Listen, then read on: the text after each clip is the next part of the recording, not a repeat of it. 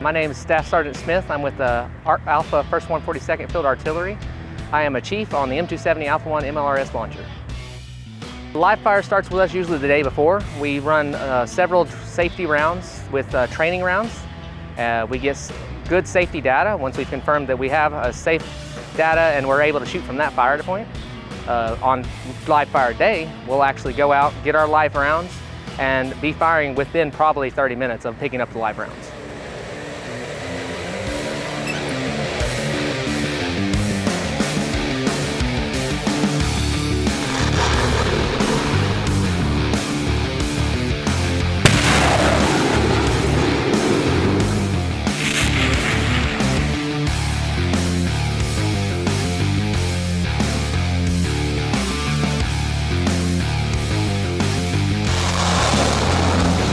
So on the firing point, we always check for fires. We had at least 8 that we had to circle around and put out. Come over to get more directive on what I was going to be loading with next. As I got out of the launcher, I looked to the rear and I seen like heat waves, if you would say. I didn't actually see the fire yet, but I seen heat where there shouldn't be as much heat as I thought there was. So I just went and checked, because first off, always check if you think something's wrong. And sure enough, when I got back there, one of our fuel lines to the rear of our fuel tank had busted while we were in the firing mission, and it was starting to ramp up and actually reach the top of the launcher once I got back there and finally found it.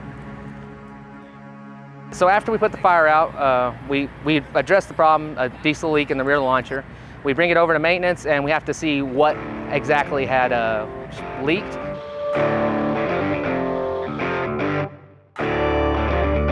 We have lines, we have hatches that go into the fuel tank, and we have, well, the fuel tank itself. We got over here, we did some checks on it, and we cleaned it up, and we found out that it was actually a weld on the tank itself that had stress cracked and caused it to start leaking while we were on a hill. My name's Sergeant Guillen. I'm part of the 936 support company. In this case, what was going on with the launcher, there was a leak coming from the rear, and all I did was figure out where the source of the leak was coming from and see if I was capable of fixing the issue.